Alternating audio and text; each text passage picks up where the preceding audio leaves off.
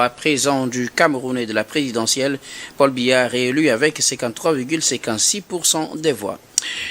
Le Conseil constitutionnel du Cameroun a proclamé ce lundi 27 octobre les résultats de l'élection présidentielle du 12 octobre au Cameroun, élection pour laquelle le président sortant Paul Biya est déclaré vainqueur. Paul Biya brigue donc un huitième mandat à la tête du Cameroun. Il est déclaré 3,66% des voix selon le Conseil constitutionnel. Les résultats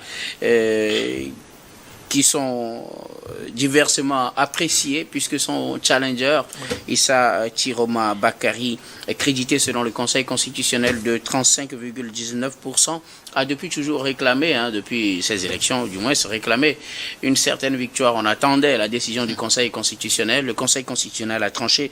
C'est bien Paul Biya qui a remporté ces élections. Nous en parlons avec nos invités. Je commence par vous, Adam Adranou. Paul Biya, vainqueur de la présidentielle au Cameroun. Oui, ce n'est une surprise pour personne parce qu'on s'y attendait. Et lorsque vous poserez la question, à tout un chacun, ils vous diront quand même que Paul Biya gagnerait ces élections. Je pense que c'est la 8e fois consécutive.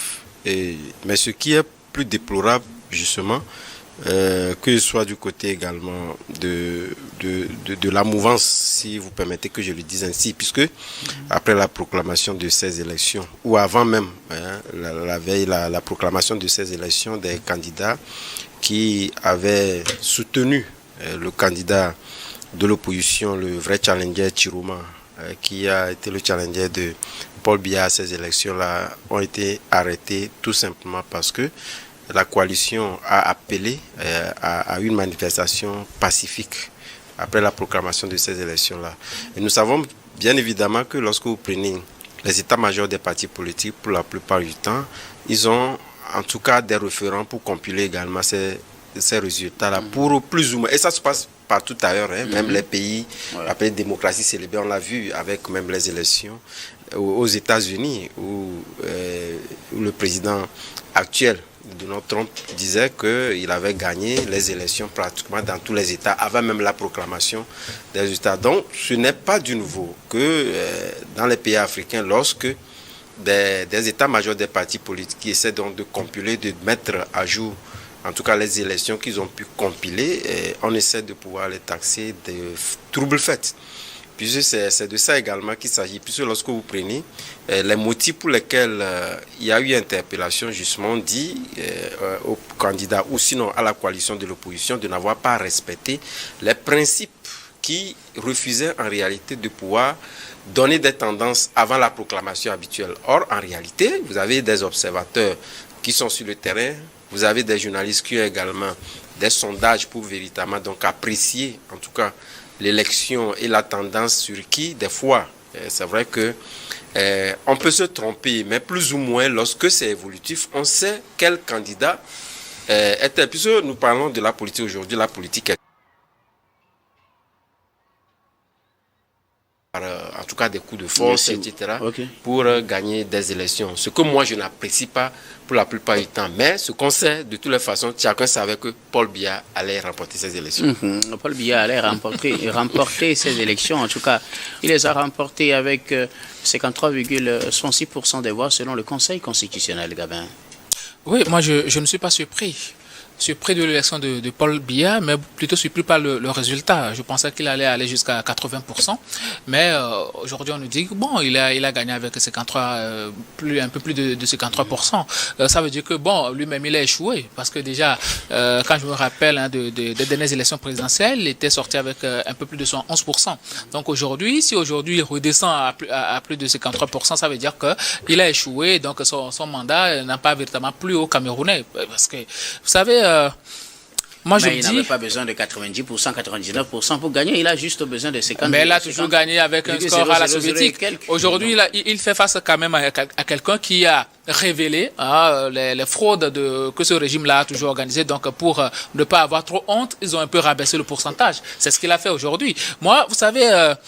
je disais que je ne suis pas surpris par l'élection de Paul Biya, parce que quand vous voyez déjà les organes qui organisent ces élections-là, vous prenez l'ELECAM, c'est à la solde de Paul Biya. Vous prenez le Conseil constitutionnel, c'est avec Atangana et compagnie. Ben, ce sont des gens de la même trempe que Paul Biya, qui ont toujours travaillé sous Paul Biya, qui sont pratiquement devenus des amis, des gens qui fêtent leurs anniversaires ensemble, qui se fréquentent tous les jours, qui se rendent visite tous les jours. Et donc, ce sont presque des amis. Un ami ne va pas proclamer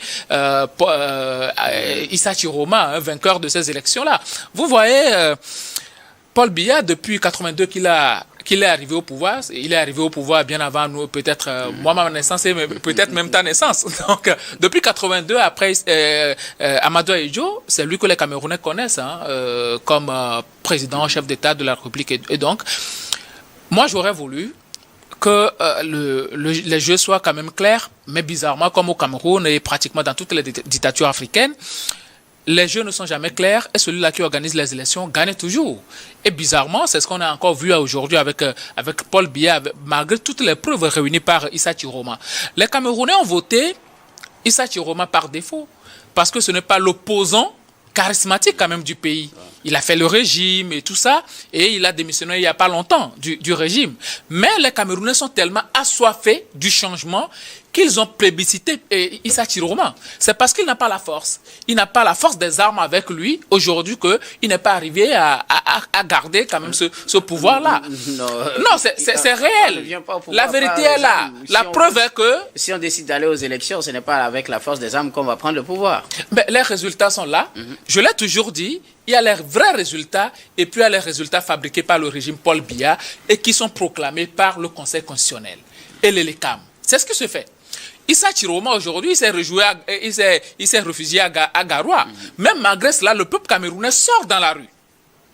Il y a eu des morts. Pratiquement, on parle déjà de 4 à 6 morts. Mais ces populations-là sont sorties les mains nues. Que ce soit à Newbel, un peu partout, il y a des manifestations. Ça veut dire que les gens veulent autre chose. Et pratiquement à chaque élection, il y a de ce genre de manifestations. Je me rappelle très bien avec les dernières élections où il y avait eu des violences inouïes. Après, bon, les réclamations de la victoire par Maurice Kamto. Donc, pratiquement, c'est la même chose qui se produit aujourd'hui. Depuis 2008, que Paul Biya a fait sauter le verrou de la limitation de mandat, ben, c'est la même situation qui se produit à chaque moment. Il y a des contestations, mais puisqu'il a les moyens de l'État avec lui, puisqu'il a les forces de l'ordre à sa solde, ben, il fait ce qu'il veut. Et à chaque moment, un monsieur qui est, je ne vais pas trop parler de son âge, mais qui est quand même grabataire, on continue par par nous dire que non, c'est lui qui a gagné les élections. Dites-moi sur quelle base les Camerounais vont-ils voter encore pour Paul Biya? C'est faire quand même insulte à l'intelligence des Camerounais. Les Camerounais, depuis belle lurette, ont toujours voulu le changement. Et donc, quand on se base juste sur le bilan, puisque c'est de ça qu'il s'agit, Paul Biya, il a gouverné pendant plus de 42 ans. Dans les normes, c'est son bilan qui doit plaider beaucoup plus à sa faveur. Mais lors de ces campagnes-là, il a beaucoup plus fait de projets que de défendre un bilan. Ça veut dire que le monsieur n'a pas de bilan à défendre. Qu'on prend les infrastructures scolaires, sanitaires, qu'on prend la lutte contre la corruption, qu'on prend les infrastructures routières, qu'on prend même la modernisation. Qu'est-ce que Paul Biya a fait? Zéro. Niet. C'est catastrophique. Il n'a absolument rien apporté aux Camerounais. Non. Le seul bilan de Paul Biya... Comme vous le non, mais... c'est mon analyse. Le seul bilan de Paul Biya aujourd'hui, c'est que sous lui, le Cameroun a eu à gagner des CAN. C'est tout. Sinon, en réalité, sur le terrain, il n'a absolument rien apporté aux Camerounais. Et je ne vois pas les Camerounais aussi amnésiques ou bien aimant tellement la souffrance qu'ils vont continuer par plébisciter Paul Biya. Aujourd'hui, l'objectif de Paul Biya et de sa famille, c'est de préparer sa relève. Si jamais on ne le souhaite pas, s'il meurt au pouvoir, on va faire venir son fils Franck Biya, comme quoi, bon, il va terminer le mandat de son père, puisque c'est 7 ans. Et à la fin de ces 7 ans-là, il aura tout au plus 99 ans. 100 ans. Vers 100 ans. Vous voyez un peu, donc, il est beaucoup plus proche de la fin que du début de son magistère. Et donc, on est en train de préparer sa relève.